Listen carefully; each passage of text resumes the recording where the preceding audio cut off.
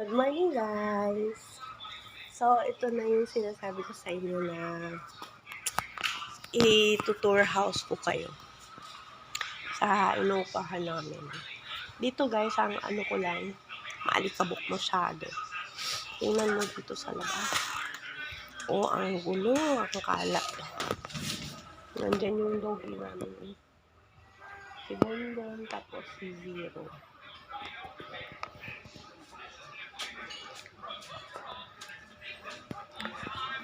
At yung mga tanim ko, guys. Sili, kamatis, tapos pechay. Yung iba, doon. Nilagay ko na doon sa labas. Ay, yung aso namin, si Zaira. Ayan sila.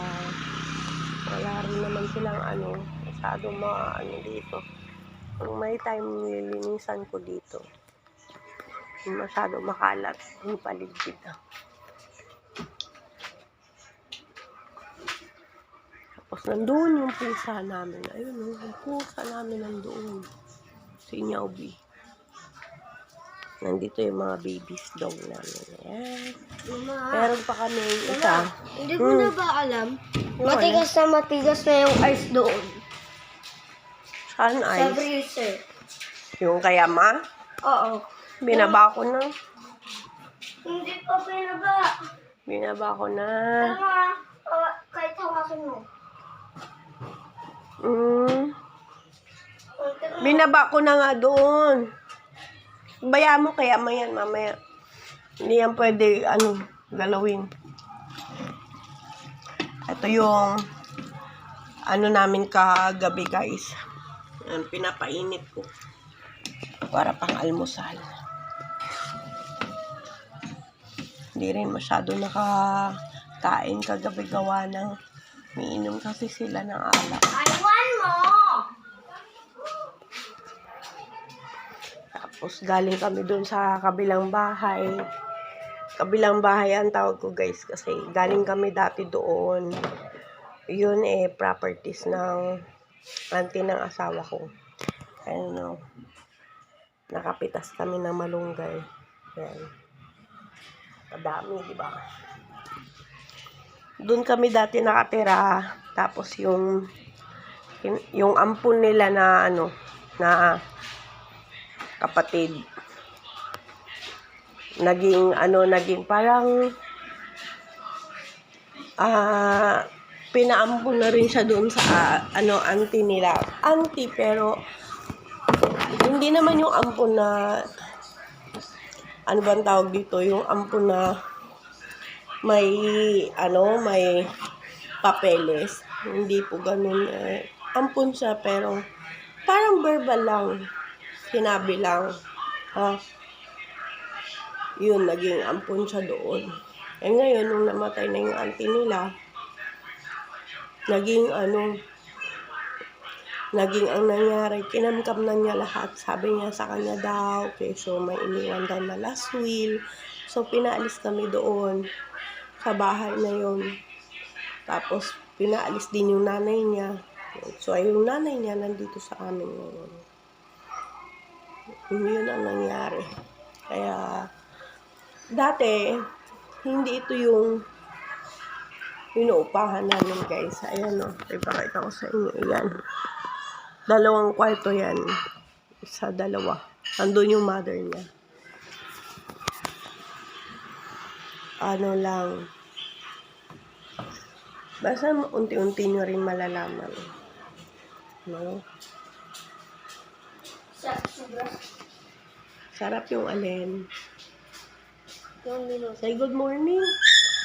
Say. Pakita mo sa kanila si meron din kami isa ditong ampon. Na ang pangalan ay may dugo na naman. Saan? Ano sa bahay? Hindi ko nahawakan. Baka kinagat yan. Ito si Milo. Ito ang aming Milo. Hello, Milo. Hello, Milo. Are you tired, Milo? Milo. Say hi, Milo. Hello. Eto guys, may kwento rin to. Inuwi to ng asawa ko. Tatlo sila magkapatid. Nasa kalye. Oo. Nasa kalye sila. Hindi na sila pinapadudo nung nanay. Kasi siguro wala, dehydrate na siguro, wala nang mapainom. So ito, inuwi ito ng asawa ko para Ang kulit buhayin. Oh. Makulit As in, baby pa guys. Ganito lang siya kaliit. Sobrang liit. Wala pa siyang mata. Wala pang kamuang-muang. Ngayon, medyo makulit na siya. Pinapagata siya nung anak kong panganay ng Bear Brand. Oh. Ngayon, mga naman na siya. Medyo malaki na siya. Hello, Milo. Say hi. Kala niya Hi, siya, Milo. ibang aso. Hi, Milo. Say hi. Sino yan? Sabi niya. Sino yan? Milo. Sino yan? Sabi niya. Kulit na siya ng konti. So, yun. Inuwi siya ng asawa ko para ma-save yung life. Oo, yun. Naging okay naman. Sabi ng asawa ko, hindi niya inuwi yung tatlo kasi baka mamamatay lang. So, inuwi niya ang isa. Ito yun, si Milo.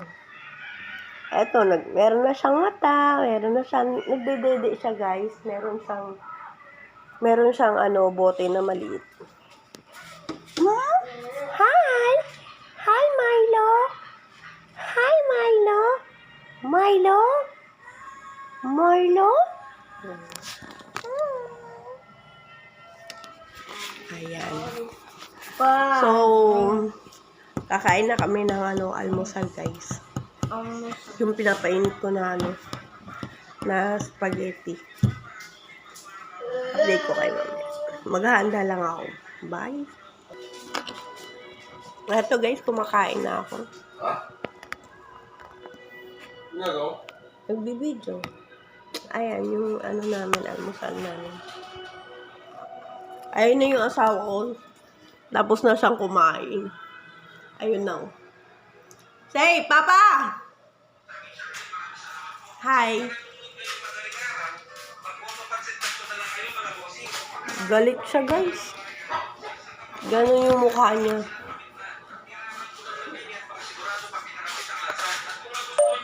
So, guys, eto na tayo. Tour ko na kayo. Ito yung lutuan namin. Ayan. Maliit namin na ref. Ito, sa kaibigan ko lang to. Hindi namin ginagamit. Nakalagay lang dyan yan. Yan, dito, yung mga makagamit. Tapos dito, may pinto. Pagbukas mo, yan. Yan ang bubungad sa'yo. Ayan. Close na natin ulit. Lipat na tayo ulit. Dito. Ito yung lababo, guys. Hindi pa ako nakapaghugas. Ito yung CR. Hindi ko na po masyadong guys. Basta nandyan yung CR. Kasi dilim din sa loob. Tapos, ayun po yung dalawang room. Yung sinasabi ko kanina. Andyan yung nanay ng asawa ko. And then, ito yung kwarto namin. Dito kami natutulog, ayan. Tapos, ayan yung